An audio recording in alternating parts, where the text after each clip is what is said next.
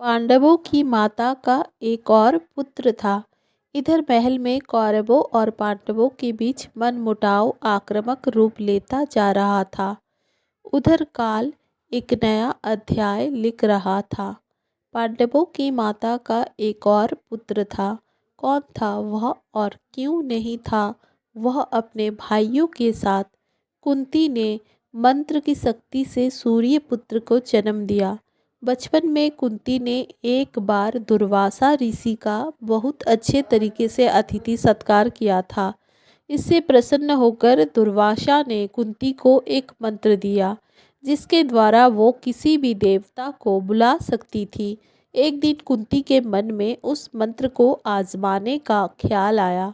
वह बाहर निकली तो देखा कि सूर्य अपनी पूरी भव्यता से में चमक रहे थे। उनकी भव्यता देखकर वह बोल पड़ी, मैं चाहती हूँ कि सूर्यदेव आ जाए। सूर्यदेव आए और कुंती गर्भवती हो गई और एक बालक का जन्म हुआ। वो सिर्फ 14 साल की अविवाहित स्त्री थी।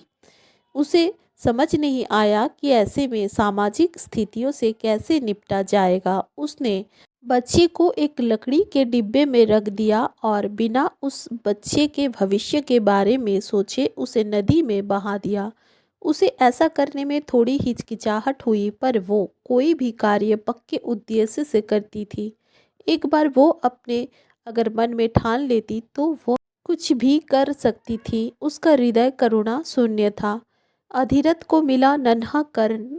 धृतराष्ट्र के महल में काम करने वाला सारथी अधिरथ उस समय नदी के किनारे पर ही मौजूद था।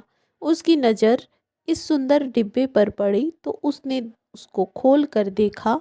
एक नन्हे से बच्चे को देखकर वो आनंदित हो उठा क्योंकि उसकी कोई संतान नहीं थी। उसे लगा कि ये बच्चा भगवान की ओर से एक भेंट है।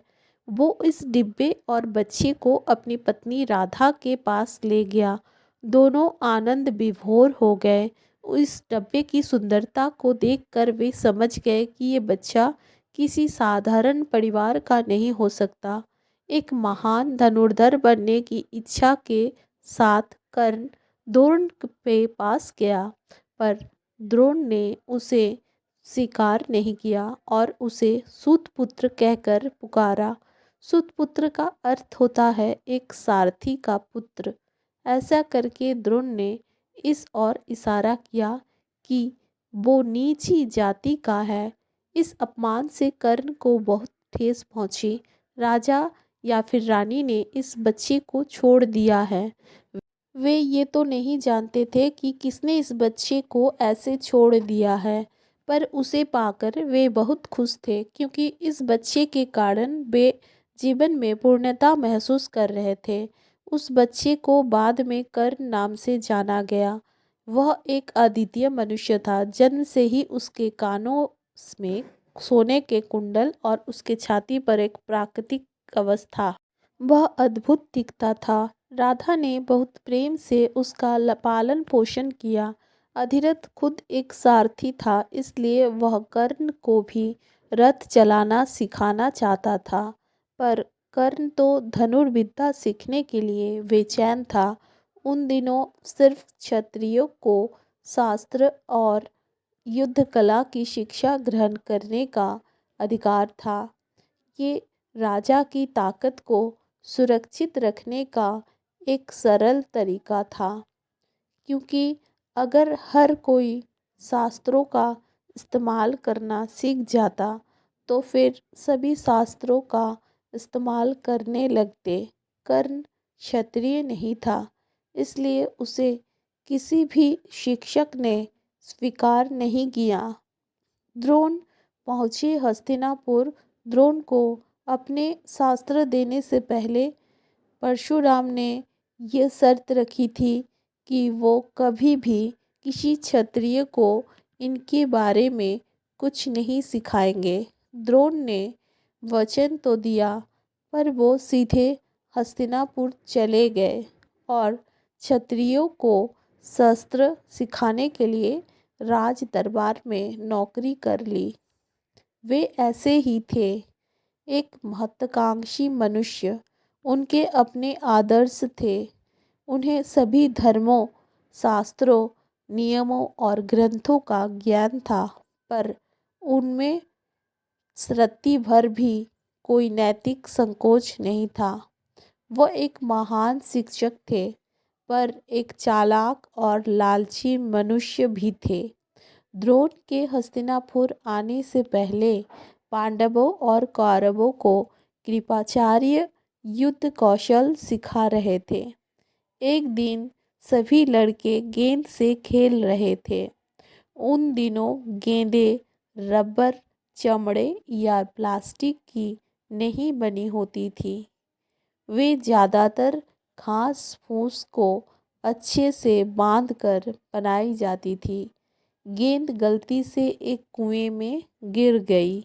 उन्होंने गेंद को कुएं में तैरते देखा, पर किसी को समझ नहीं आ रहा था कि उसे बाहर कैसे निकाला जाए, क्योंकि कुआं गहरा था और उसमें सीढ़ियाँ नहीं थी।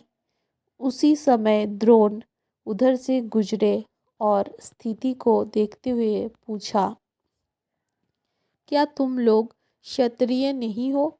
वे सब बोले, हम क्षत्रिय ही हैं। तो क्या तुम में से किसी को धनुर्विद्या नहीं आती? अर्जुन बोला, हाँ, मैं एक धनुर्धर हूँ और मैं इस दुनिया का सर्वश्रेष्ठ धनुर्धर बनना चाहता हूँ। द्रोण ने उसे ऊपर से नीचे तक देखा और बोले, अगर तुम धनुर्धर हो तो तुम इस गेंद को बाहर क्यों नहीं निकाल पा रहे? उन्होंने पूछा, तीरों का इस्तेमाल करके हम गेंद को कुएं से बाहर कैसे निकाल सकते हैं? द्रोण ने कहा, मैं दिखाता हूँ। भीष्म पितामह ने द्रोण को बनाया राजगुरु। द्रोण ने घास के एक सीधे तिनके को उठाया और उसे गेंद की ओर चला दिया। वो घास गेंद में घुस गई। उसके बाद द्रोण ने एक के बाद एक घास के टुकड़े चलाए, जिनसे कि एक तार बन गई और उसका इस्तेमाल करके द्रोण ने गेंद को बाहर निकाल दिया। वे लड़के द्रोण की कला को देखकर हैरान हो गए। ये सब किसी जादू की तरह था। उन्होंने द्रोण से ये कला सिखाने के लिए कहा। द्रोण ने उनसे कहा कि वो तब तक उन्हें नहीं सिखा सकते जब तक कि वो उनके अपना गुरु स्वीकार नहीं कर लेते। वे सभी लड़के द्रोण को भीष्म पितामह के पास ले गए। भीष्म पहचान गए कि वो कौन है। वे जानते थे कि द्रोण कौन है और वो उनकी प्रतिभा के प्रशंसक थे। भीष्म ने उन्हें राजगुरु बना दिया, मतलब भावी राजाओं के गुरु। फिर द्रोणाचार्य के साथ प्रशिक्षण शुरू हो गया और इसके साथ कौरवों और पांडवों के बीच प्रतिस्पर्धा भी शुरू हो गई। कुछ ही सालों के प्रशिक्षण के बाद वे सभी महान योद्धा बन गए।